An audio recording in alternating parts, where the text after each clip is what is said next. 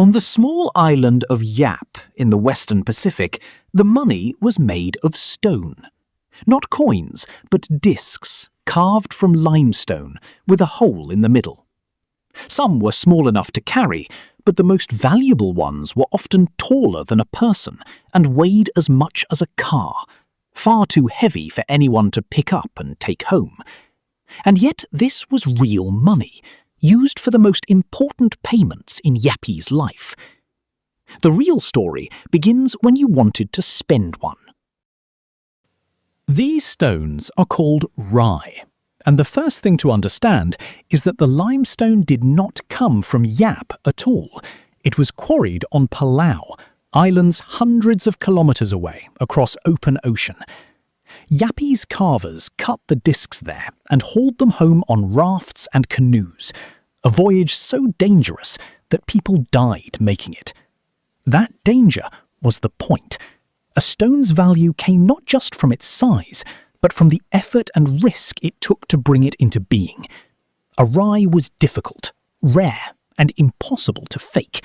You could not counterfeit a 2-ton stone that everyone had watched arrive. Because the largest stones were so heavy, moving them to complete a payment made no sense.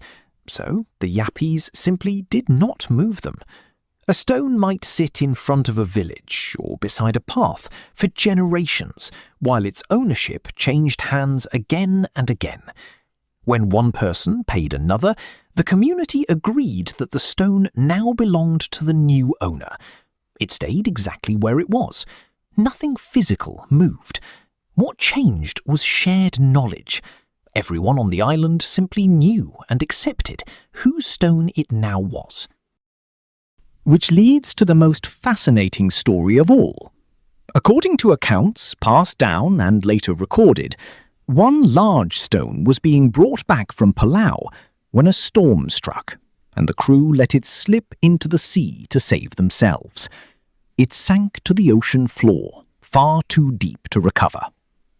The men returned and reported that the stone was real, enormous, and beautifully made. It simply happened to be underwater. And the community accepted this. The stone's owner was still wealthy. That sunken stone, seen by no one ever again, continued to hold and transfer value for generations. So how was a stone actually spent? A payment on Yap was a public event, not a private handover. To settle something important, the two parties would declare the exchange in front of others, and word would travel until the whole community understood that the stone had a new owner. There was no receipt and no ledger written down anywhere. The record lived in shared memory. The stone itself never had to be lifted, rolled, or even pointed at. Once everyone agreed the transfer had happened, it had happened. And these stones were not spent on everyday things. You did not buy fish or taro with a 2-ton disc. Rye were reserved for the weightiest moments in Yappy's life.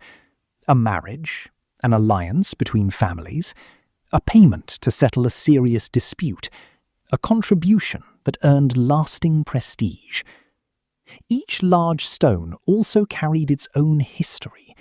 Who had quarried it? Who had died bringing it across the sea? Who had owned it before? Spending one did not just transfer value, it passed along a story and a piece of the island's memory to whoever received it. It is easy to laugh at this until you realize we do exactly the same thing. The gold in a national vault that no one ever moves, the numbers in a bank account that represent no physical cash, the balance on a screen that is nothing but an agreed-upon record. None of these are wealth because of the object. They are wealth because everyone agrees they are. The economist Milton Friedman pointed to Yap for exactly this reason. A stone at the bottom of the sea and a bar of gold in a locked vault are the same idea.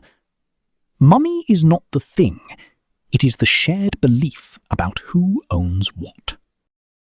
That is the quiet genius the Yapes understood better than we usually admit.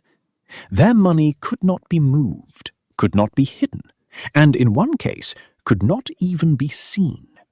And it worked anyway, because money was never really the stone. It was the memory of the whole community, holding in common a record of who had given what to whom. Strip away the coins, the notes, and the vaults, and we can see that every economy in history rests on the same invisible foundation. Only that on Yap, it's impossible to pretend otherwise.